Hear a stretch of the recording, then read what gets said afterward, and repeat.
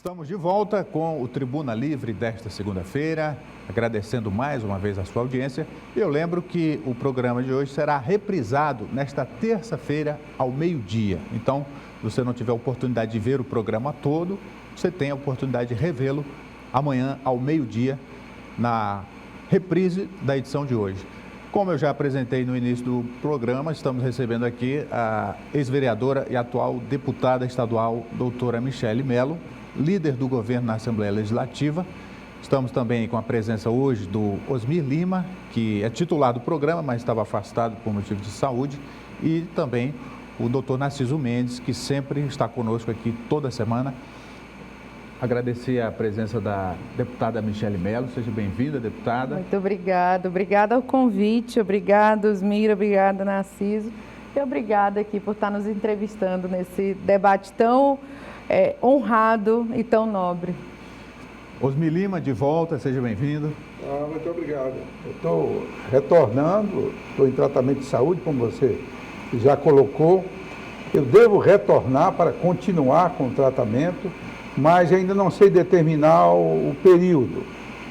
Eu estou recebendo imunoterapia, uma doença grave, mas eu espero me recuperar logo para poder estar ao lado desse velhinho aqui, continuando o programa, não é isso, Narciso? Doutor Narciso Mendes, o senhor como titular do programa, recebendo a nossa convidada, eu gostaria de iniciar com a sua visão sobre esse momento político e essa escolha inusitada que foi trazer uma mulher para a liderança do governo no parlamento. O momento político que nós estamos vivendo não é agradável. Em princípio, não é agradável. Mas a vinda da doutora Michele Mello a este programa de hoje tem um sentido ainda mais amplo. Até porque, estruturalmente, doutora Michele, nós somos uma sociedade machista.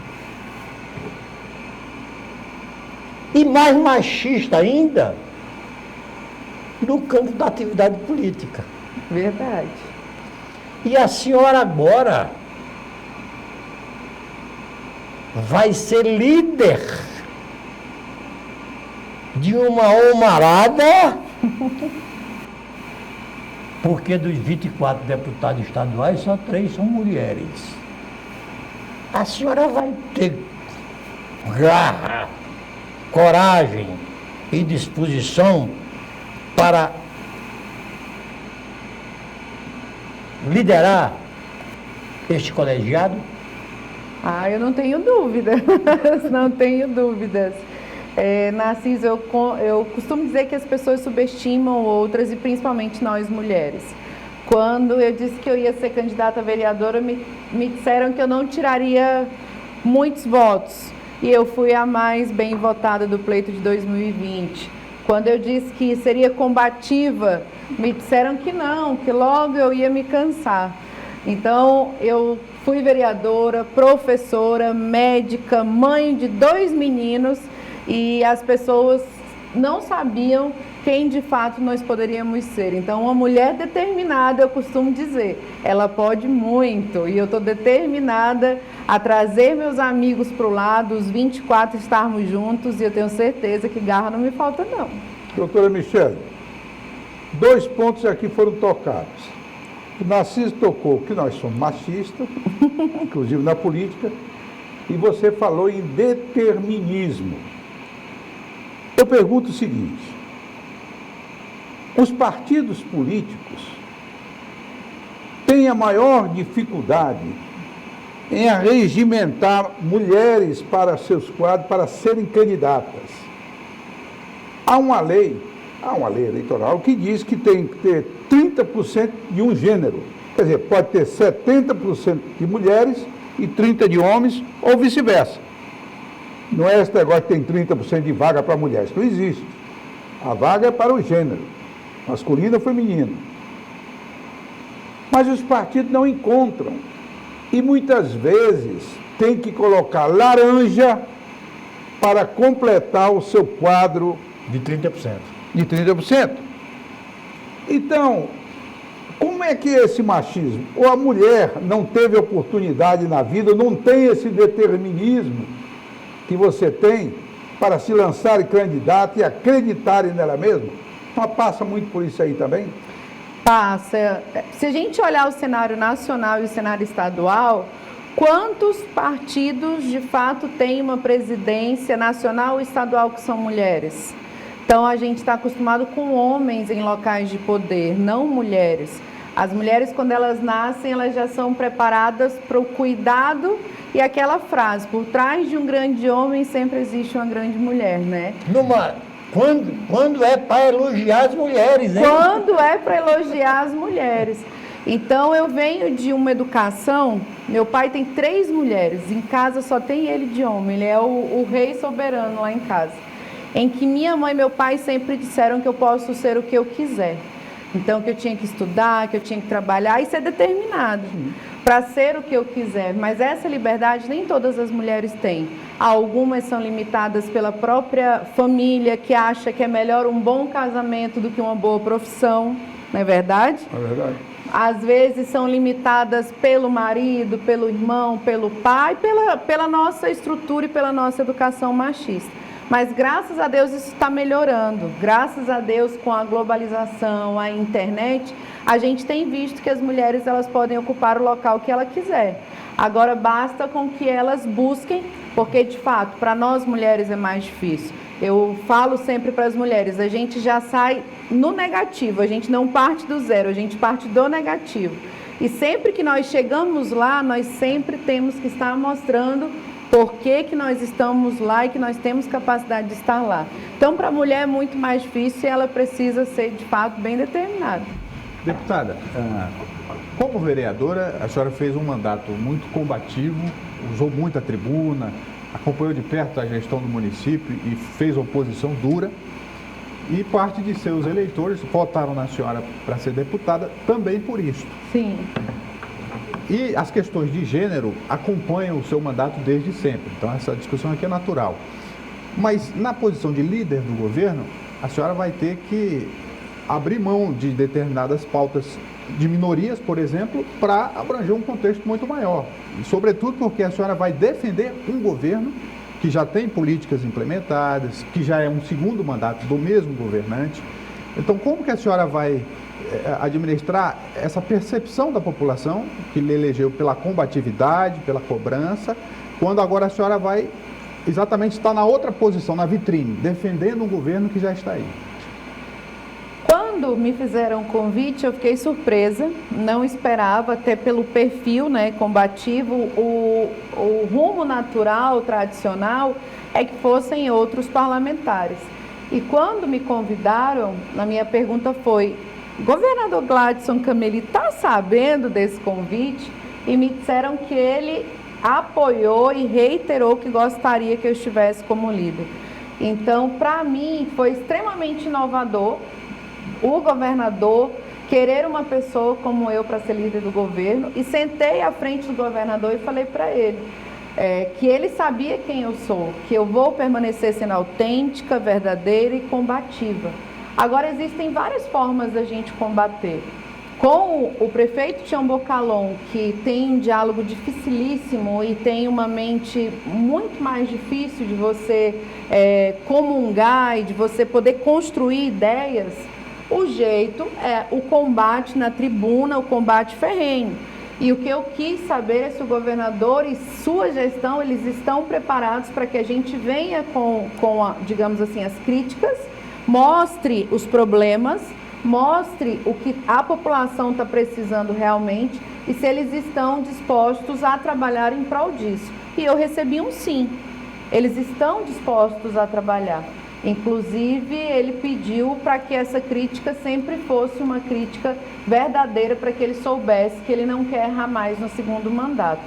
Então, eu me vi não tendo que mudar a Michele que sou, mas tendo uma nova plataforma de combate, que é a abertura de entrar no governo, conversar com os secretários, conversar com o próprio governador e levar os problemas da população para dentro do seio do governo e os problemas que os deputados têm, que representam outras pessoas, para o seio do governo e dizer para eles, agora vamos trabalhar para resolver. Então essa liberdade me foi dada e acredito que se a gente seguir assim, a possibilidade do governador Gladson fazer o que muitos governadores não fazem, que é um segundo mandato melhor do que o primeiro, pode ser que ela exista com esse método inovador. Doutora Michele,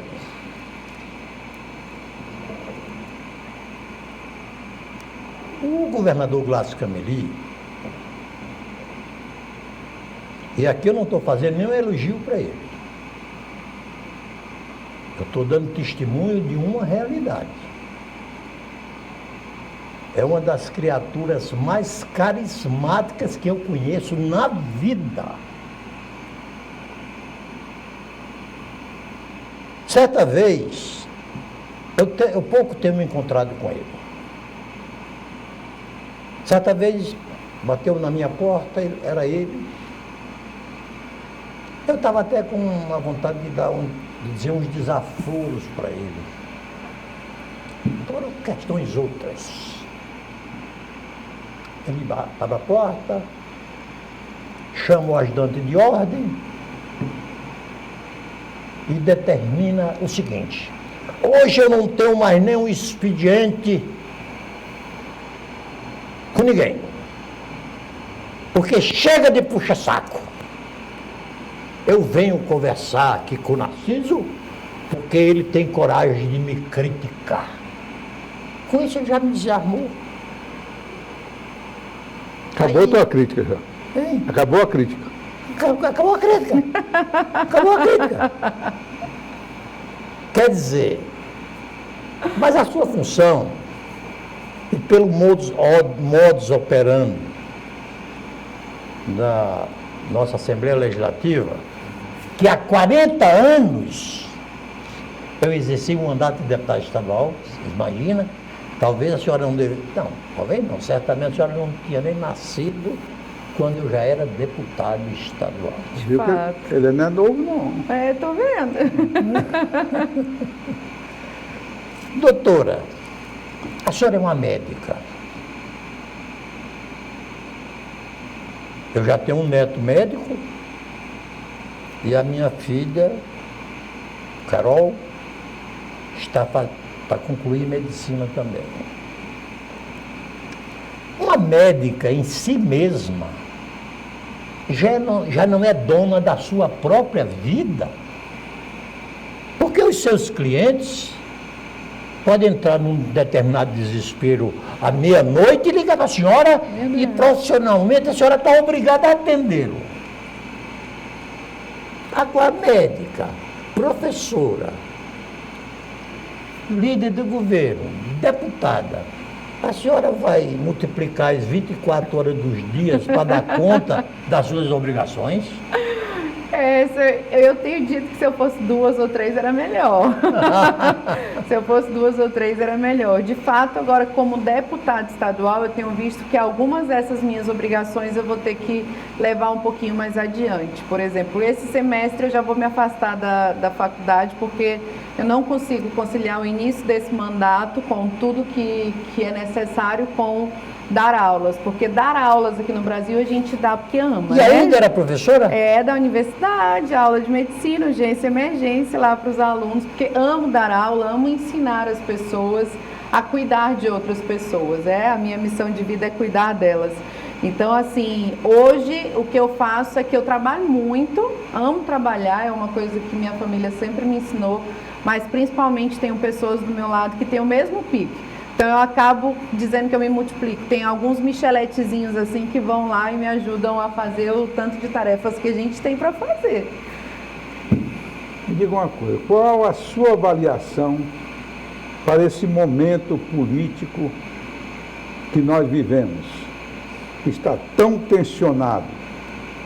Foi pela primeira vez a direita colocou a cara no Brasil para expor suas ideias, porque no passado, você sabe disso, Narciso, todo mundo tinha vergonha de dizer que era de direita.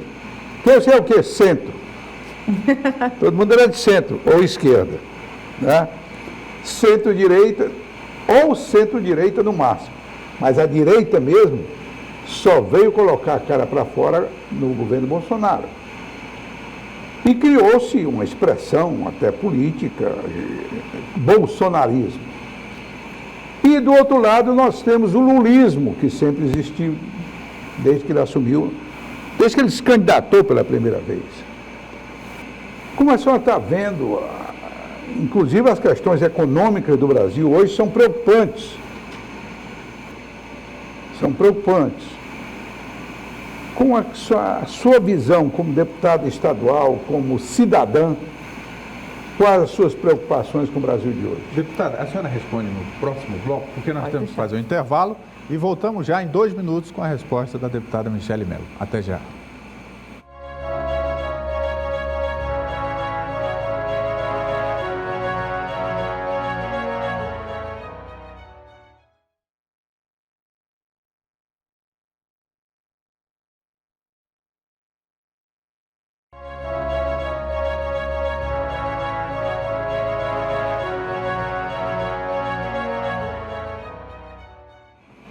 Estamos de volta com o programa Tribuna Livre, recebendo hoje a deputada estadual Michele Mello, líder do governo na Assembleia Legislativa. No bloco anterior, Osmi Lima deixou uma pergunta e agora a deputada pode responder. Então, eu acredito que vou te explicar do modo que eu vejo a nossa sociedade e o ser humano. O ser humano, ele é plural, nunca existe nenhum que é igual ao outro, né? Então, é natural que a gente tenha o espectro de direita e o espectro de esquerda, completamente natural. O que não dá é para acontecer os extremos, que às vezes acontecia de um lado e às vezes acontecia de outro. Quando a gente vai para o extremo, a gente perde algo muito importante na política, que é a capacidade de dialogar. Então, eu tenho que ter a capacidade, eu tenho que ser um político com capacidade de ter as minhas convicções, mas dialogar com você sobre as suas. E de ter empatia com as suas, entender que as suas não são melhores ou piores do que as minhas. Elas são suas e as minhas são minhas. E dentro do processo democrático que a gente está, o interessante é conseguir algo que represente tanto as minhas convicções quanto as suas. E isso a gente tem um espectro que vai dar quase que o 100% da nossa sociedade. Essa é a ideia. Mas agora, ser extremo ganha uma narrativa muito diferente com as redes sociais. Engaja muito mais eu ser extremista e falar barbaridades do que eu ser uma pessoa centrada que quer dialogar e construir pontes. Esse daí não dá muita mídia, mas na política, no parlamento principalmente, a gente precisa de políticos que tenham essa capacidade do diálogo. Então, hoje nós estamos num momento de construção, Osmir, é assim que eu vejo a nossa política hoje, a nível nacional, não só a nível do Distrito Federal, mas aqui também é uma hora de construção. Eu falava no carro quando vinha para cá que se eu estivesse na posição do governador Gladson Cameli, estaria fazendo a mesma coisa. A época de campanha acabou, agora é uma época de sentar com os diferentes e dialogar sobre as possibilidades para o nosso Acre. Então, isso precisa acontecer entre o lulismo e entre o bolsonarismo, porque as pessoas que estão passando fome, desempregadas, que estão na fila do hospital esperando cirurgia, as pessoas que estão necessitadas de uma luz, porque quantos universitários hoje nós temos com diploma na mão e sem emprego? Quantos já foram embora do Acre por isso? Eles não querem saber se é lulismo ou bolsonarismo, eles não querem saber quem vai resolver os problemas deles, eles querem que seja resolvido. Então a gente precisa deixar esses extremos filosóficos, voltar ao centro e do centro definir uma solução para impactar na vida do nosso povo. Deputada, algumas questões, quando a senhora vai exercer a função de líder do governo, vão exigir que a senhora dê atenção ao Poder Legislativo e ao Poder Executivo, né? Porque a senhora vai estar como deputada, mas vai estar também ligada ao governo como líder.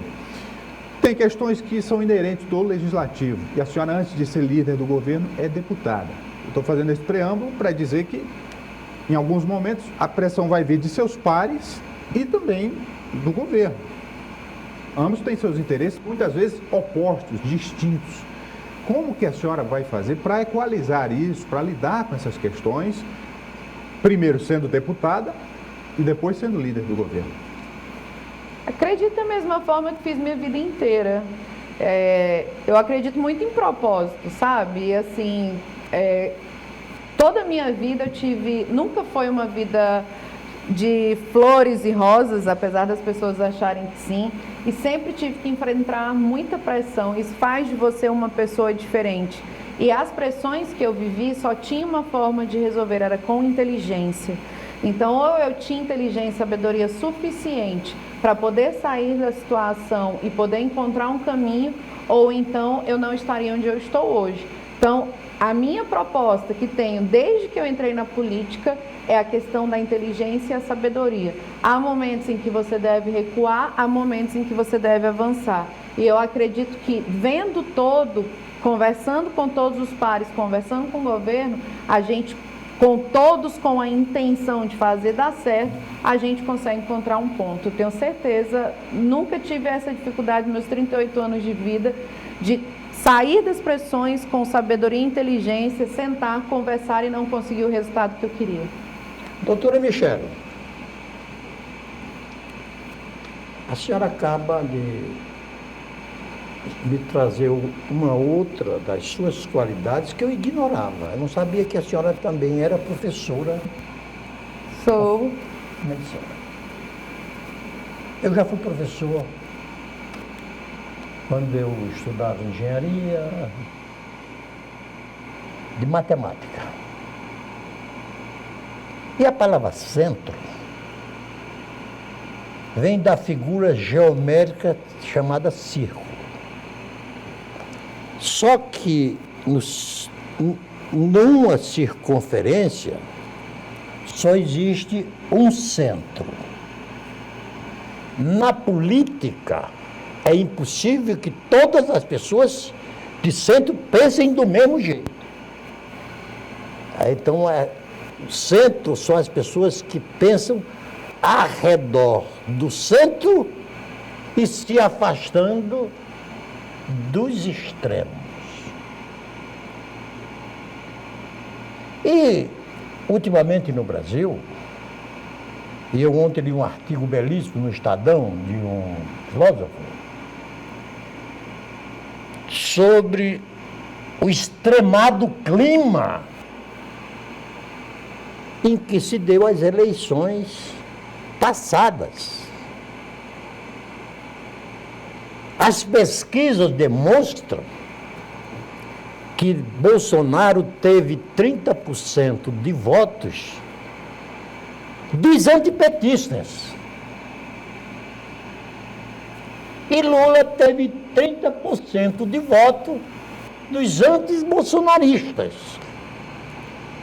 Eleição não é para você escolher o anti, é para você escolher o pró.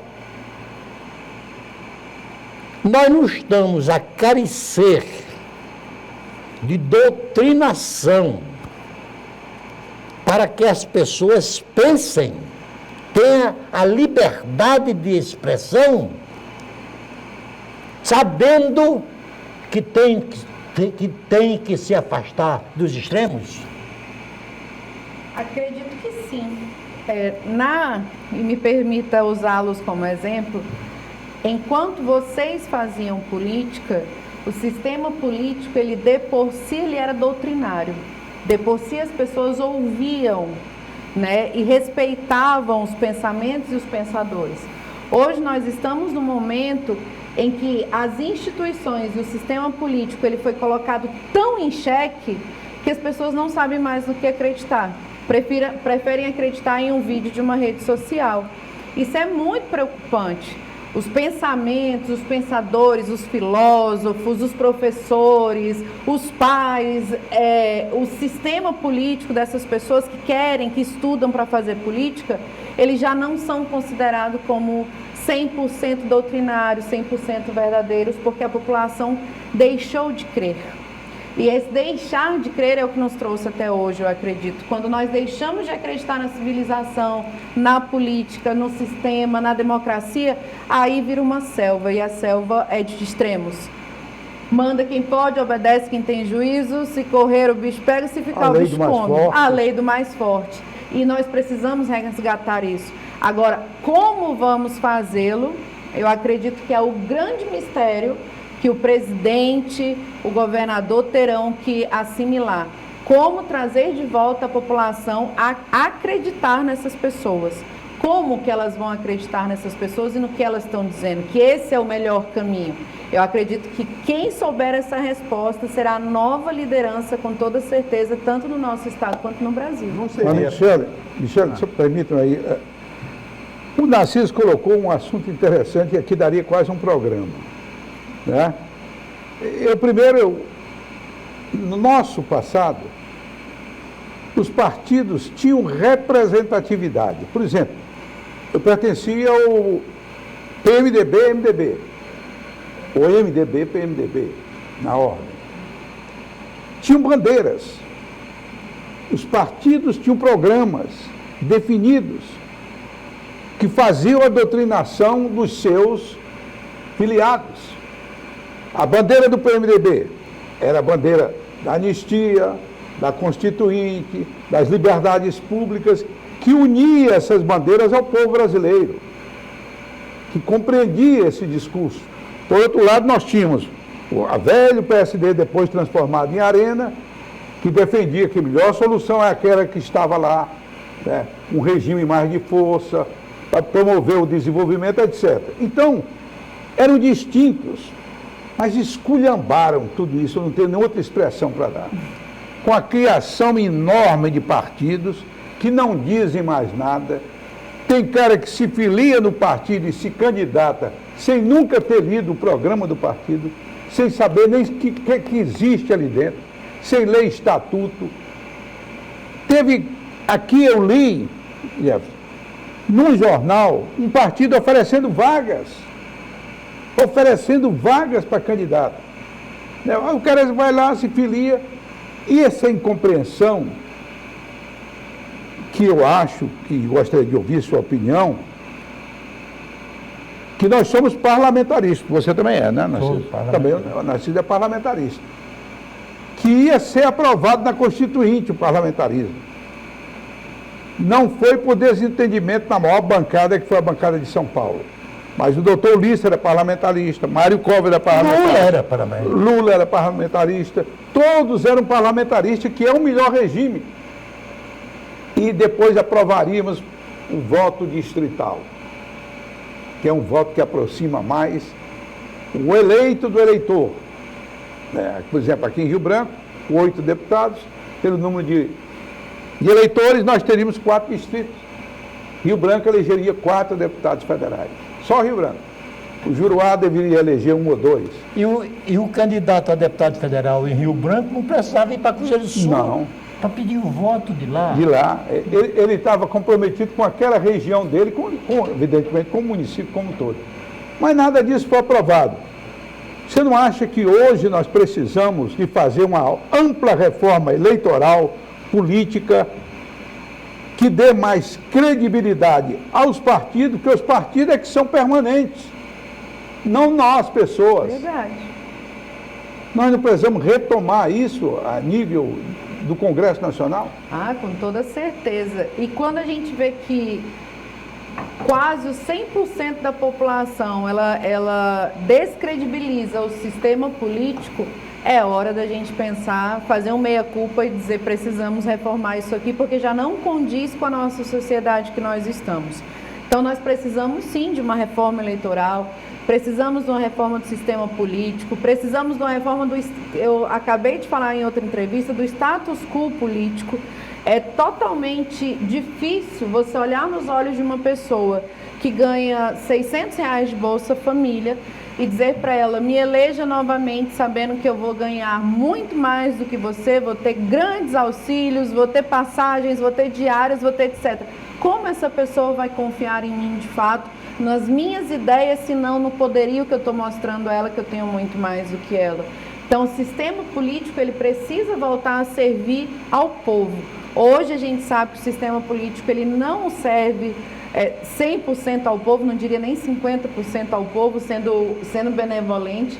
A gente sabe que ele está servindo muito mais a outro tipo de interesse e a gente precisa dessa reforma para a população acreditar de novo. Porque numa civilidade onde a população não acredita no seu próprio sistema, ela está determinada ao fracasso. Enquanto não resolvermos isso, não adianta falar de desenvolvimento, economia. Precisamos resolver, na minha humilde concepção, a nossa alma, nosso sistema. Então, deputada, pegando a esteira aí do que está sendo discutido, anteriormente a gente falava da falência das instituições, etc., a falta de credibilidade. A senhora perguntava como vai ser, qual vai ser a saída, e me veio aqui o exemplo, a prática. Não seria esse o caminho, né? Porque as pessoas perdem a confiança porque veem que o discurso não tem coerência com a prática. Como é que a senhora vê isso, de antes de tentar doutrinar, fazer o que se prega? Eu acredito muito no que o Osni falou dos partidos. Quando eu elejo pessoas que não têm identidade partidária, a política ela se perde em várias ideias que não culminam em nada. Então, vou te dar um exemplo. Nós temos, na Câmara dos Vereadores, nós temos 3 vereadores que são do partido do PP, e nós temos o prefeito que é do partido do PP. Ainda que esses 3 sejam base do prefeito, o prefeito não segue as mesmas diretrizes que seus vereadores. Então, o parlamento diz uma coisa e o prefeito diz outra. Quando você está no parlamento tentando que as leis sejam diferentes, fiscalizando para que a coisa aconteça, mas o executivo, que é quem faz, ele tem uma mentalidade completamente diferente, completamente de fora, como a gente fala, os outsiders, você se perde. Porque não tem um alinhamento, não vai ter nunca, nem no discurso do parlamentar, nem no discurso do executivo. E aí é onde os partidos entrariam para trazer essa hegemonia, para tentar trazer o máximo de pessoas na chapa para parlamentar com o mesmo pensamento do executivo, para ajudar com que o plano de governo, o plano de ação, ele realmente fosse executado. Mas nós não temos isso hoje. Se você olhar a bancada federal da legislatura passada, ela não estava alinhada com o plano de governo do governador, estava? Você vê construções, compras, dinheiro para isso, dinheiro para aquilo, mas não está alinhado com o plano de governo que foi estabelecido. Fizeram parte da chapa do governador, estiveram com ele no palanque, mas não estão na execução do projeto. E aí, como que a população fica? Correto. Completamente desacreditada. E aí é onde vem a recuperar também a dignidade dos nossos partidos, não só em ter candidatos eleitos, mas em ter candidatos eleitos que tenham a mesma mentalidade e pelo menos sigam o mesmo plano de ação para que a execução aconteça. Ô, Osmi, Senhor, eu trato de senhor porque eu respeito sua idade. Tá certo. Não. Rapaz, eu vou me filiar no partido, depois de ter abandonado a política, eu vou me filiar no partido da doutora Michele, sabe por quê? Porque ela está me dando cada lição aqui. A Michele, teu partido é o? Eu estou no PDT hoje. PDT. É. PDT, você é filiado, rapaz. Não, o que é triste é isso, doutora. Talvez ele é filiado, nem sabe. Doutora, quais são as 2 mais representativas ainda democracias do mundo? Estados Unidos e Inglaterra. Há 200 anos predominam nos Estados Unidos 2 partidos, democrata e republicano. Na Inglaterra, trabalhista, conservador, e o pêndulo tem sido sempre o Partido Liberal. E com isso, eles nunca viveram uma crise política, exceto uma ensaiada na última eleição, dada a natureza do então presidente Trump. Ou nós reduzimos a quantidade de partidos políticos. Sim. Ou então, nós não damos viabilidade a governo nenhum. O toma lá da cá, que Sarnez fez, que FHC fez, que Temer fez, que Bolsonaro fez, Lula vai ter que fazer. Não, está fazendo. Já está fazendo. Está chamando a turma do Centrão para. Está fazendo porque quer, não. É porque ou faz ou não compõe a sua maioria parlamentar.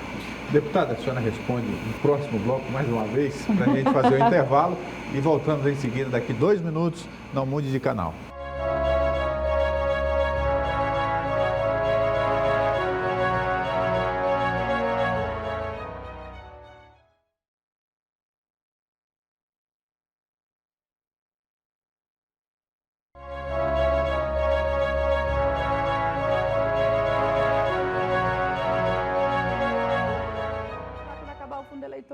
Estamos de volta com o Tribuna Livre desta segunda-feira, recebendo a deputada estadual, líder do governo na Assembleia Legislativa, Michele Mello, que vai responder a pergunta feita pelo doutor Narciso no bloco anterior.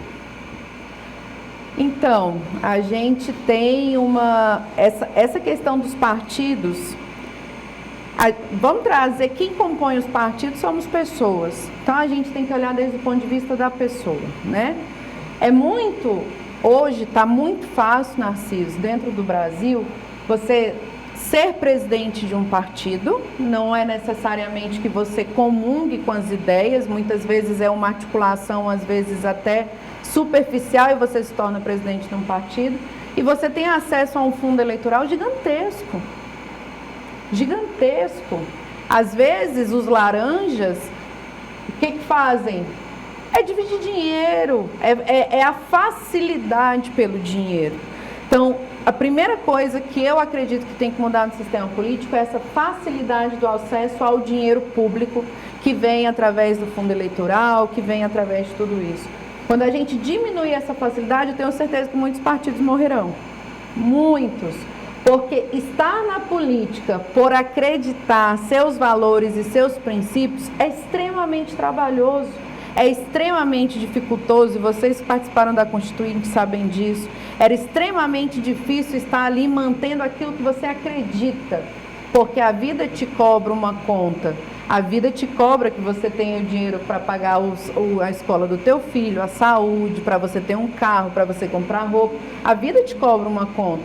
O tempo que eu estou na vereança, defendendo aquilo que eu acredito, é um tempo que eu perdi de ganhar como médica dinheiro que eu poderia ter ganhado e resolvido, digamos assim, a vida da minha família. Agora, ter a missão de trabalhar em prol do todo e não só do seu próprio umbigo, aí são poucos. Eu tenho certeza que diminuiria o número de candidatos e o número de partidos. Então, eu acredito que uma grande solução que a gente poderia começar era repensando a questão do fundo eleitoral. Acho que a gente já dá um pontapé muito bom. Você é contra, então, o fundo eleitoral?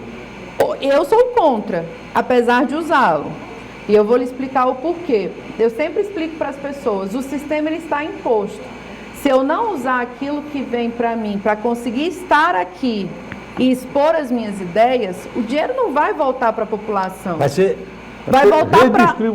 redistribuído. Então, o que eu posso fazer de melhor é usá-lo de forma adequada, legal, e estar aqui sendo combativo em prol de que isso acabe. Porque lá fora, meu voto não vale de nada. Mas aqui dentro, no dia que chegarem e disserem, Michele, você vota para acabar o fundo eleitoral? Meu voto é sim, pode gravar e guardar a fita, que eu tenho certeza que vocês ainda verão a gente combatendo contra esse desperdício de dinheiro público. E como que a senhora pretende fazer campanha sem dinheiro? Não se faz campanha sem dinheiro, né? Estudos até com relação às mulheres, por que as mulheres ocupam poucos cargos na política, eles falam justamente disso. Para você fazer política, você precisa de tempo e de dinheiro. Porque para você ir lá na vizinha falar, você precisa se deslocar. Para eu ir lá em Cruzeiro do Sul, eu preciso de gasolina, preciso de carro, você precisa de tempo e de dinheiro. Por isso que desde antes, geralmente, eram só os figurões que participavam da política. E a mulher, ela está colocada nesse lugar na sociedade que ela muitas vezes se restringe ao lar, ela muitas vezes ela trabalha fora, mas tem as tarefas domésticas, então ela tem dupla ou tripla jornada. Então falta a ela tempo e falta a ela dinheiro. Então a gente não faz política sem dinheiro. A questão é de onde vai sair esse dinheiro. Se vai sair de um fundo enorme, pouquíssimo fiscalizado, porque é pouquíssimo fiscalizado, falo como mulher, se você for olhar tudo que deveria ser destinado às mulheres, pouquíssimas vezes chegam na ponta para nós mulheres de fato, como deveria chegar. Então, um fundo pouco fiscalizado, pouco transparente, bilionário, que não necessariamente deveria ser assim. No passado, eu não achava equivocado a forma de doar dinheiro. Como é que era? A pessoa física, você podia doar, não me recordo exatamente o percentual, digamos 10% do que você declarou no seu imposto de renda. A pessoa física poderia doar até aquele valor. Se eu ganhei 2 milhões, se eu pudesse ganhar isso, 2 milhões, eu podia doar até 200 mil para um candidato. E as pessoas jurídicas também tinham um percentual sobre o lucro da empresa. Sobre o lucro da empresa. O problema todo é a velha corrupção brasileira, né, que as pessoas, nem os empresários, e principalmente quem está no poder, acaba fazendo uma espécie de extorsão. Não, ou você dá determinado dinheiro aqui, ou não tem obra. Quando, se eles tivessem todo mundo rigorosamente cumprindo a lei, era uma forma correta de dar dinheiro. Mas daí a vantagem, desculpa alongar um pouco, a vantagem do voto distrital. O voto distrital, se a pessoa tem prestígio no seu distrito, pode entrar na campanha sem um tostão e ganha a eleição. Por quê? Porque ele é conhecido, ele sabe, a população sabe o serviço que ele prestou, sabe o caráter dessa pessoa. Entende? Então pode botar o rio de dinheiro que botar em cima de mim. Se você tem uma Michele aqui do lado, todo mundo conhece, a Michele ganha a eleição, entendeu? Ela é muito melhor. Deixa eu aproveitar, a gente está indo para o último bloco já, para o final, para trazer o debate para a nossa cozinha aqui, no Estado do Acre.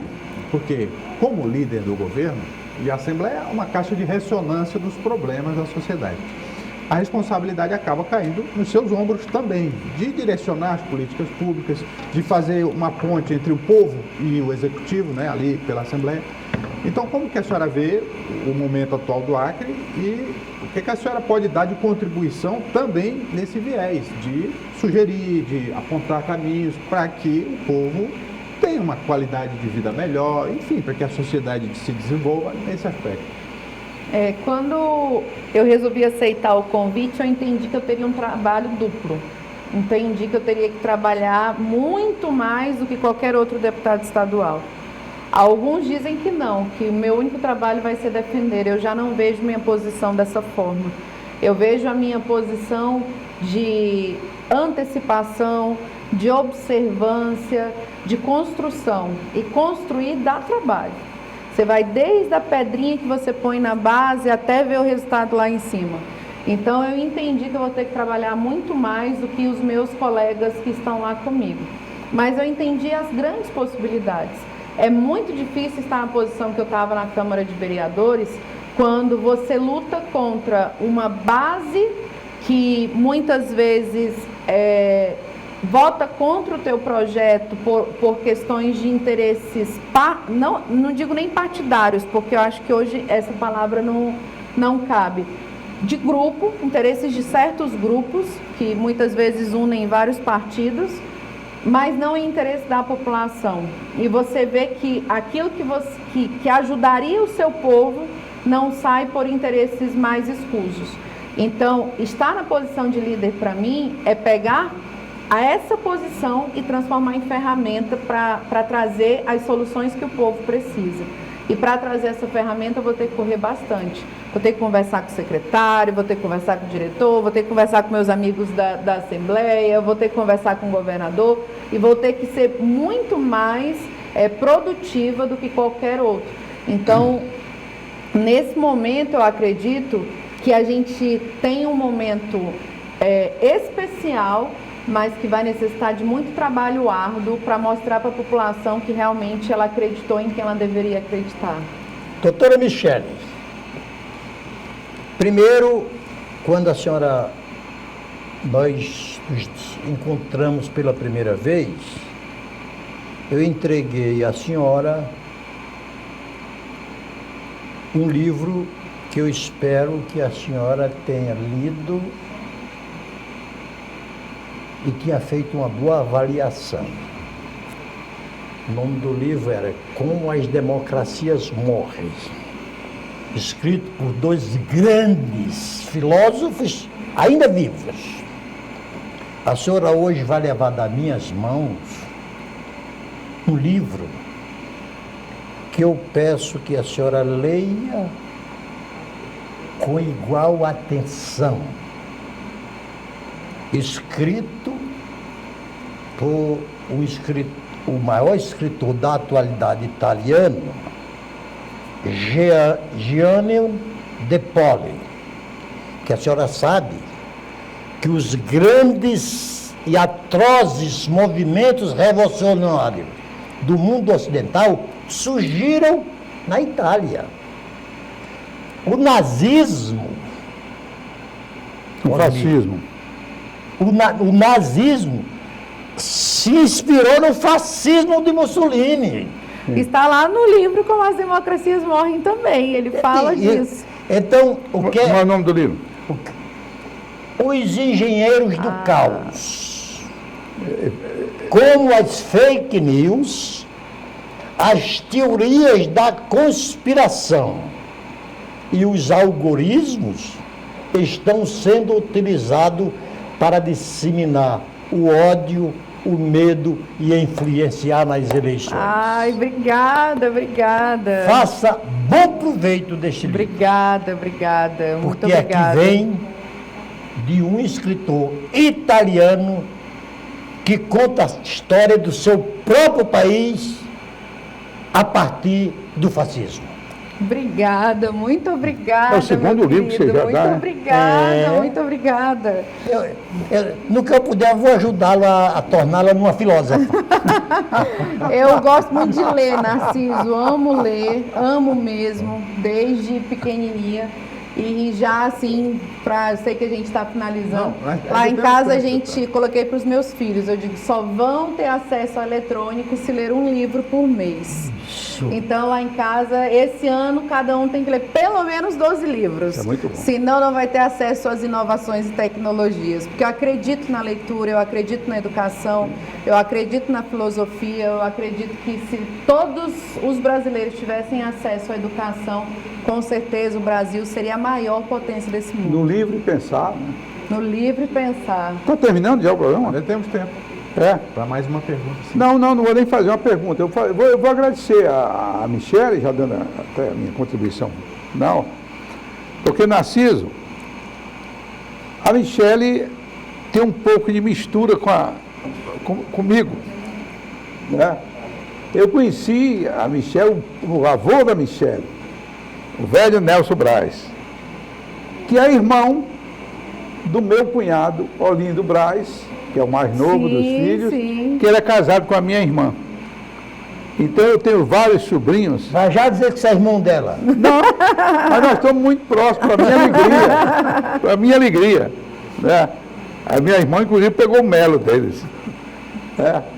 Que faleceu, minha irmã. Sim, né? sim. Então, essa aproximação, para mim, é uma alegria e uma honra. Foi um prazer muito grande tê-la aqui Obrigada. comigo. E espero que você cumpra bem esse seu papel, que é, como disse o nosso Jefferson, é um papel espinhoso. E, ao mesmo tempo que defende o governo, tem também a coragem necessária de tentar corrigi-lo para os eventuais equívocos que possa cometer. Obrigada, muito obrigada. E de antemão já peço que vocês também me tenham perto e possam me corrigir sempre, que ninguém é dono 100% da verdade, Claro. ninguém é 100% certo. E quantos mais estivermos pensando no bem do nosso Acre, melhor nós estaremos. Eu sou aquela pessoa que acredita muito na conversa, acredito muito no olho a olho, acredito muito naquela construção benéfica, que sai assim, aquela força que sai do coração, que diz assim, nós vamos fazer o bem e eu tenho certeza que ele vence o mal. Então, peço que vocês estejam perto de mim, me ajudando a fazer esse bem também. Doutora Michele, Só para complementar aqui, desculpe, você é rápido. Fica à vontade. O avô dela foi um militar. E eu acho que isso é um programa que eu gostaria que vocês convidassem depois os diretores do Colégio Militar Tiradentes e também o do Colégio dos Bombeiros, acho que é Dom Pedro, para fazer uma discussão, porque hoje há um antimilitarismo nocivo no Brasil. Um antimilitarismo, por causa, acho que do governo Bolsonaro, que o Ministério Público Federal, o Ministério Público Estadual, eles estão querendo disciplinar as atividades dos colégios militares. Vamos ter calma. Pois não, Nancy? Eu vou só fazer uma pergunta à doutora Michele e quero que ela me responda sob forma de juramento. Amém. Rapaz, juramento? Sob forma de juramento. Tá vendo, né? E vou trazer uma frase de Santo Agostinho. De Santo Agostinho. A senhora prefere a crítica que a corrige ou a bajulação que a corrompe? A crítica que me corrige 100% das vezes. A minha educação, ela foi assim. Eu costumo brincar que quem é filha do Nelson Braz, meu pai também é Nelson Braz, Sim. tá acostumado, porque ele sempre leva a gente além. Narciso, você conhece ele também? Então você diz assim, fiz bem, pai, ele diz, poderia ter feito melhor. Então ele está sempre incentivando a gente a buscar o melhor. Então eu tenho muito medo dessas pessoas que chegam e dizem, tá perfeito, não tá perfeito, eu podia ter feito melhor. E esse podia ter feito melhor é aquele que faz a gente levantar todo dia e dizer, hoje eu vou conquistar, hoje eu vou conquistar. Até que você tenha uma vida de vitórias e conquistas pela sua vontade de fazer. Então, a crítica que constrói com toda certeza.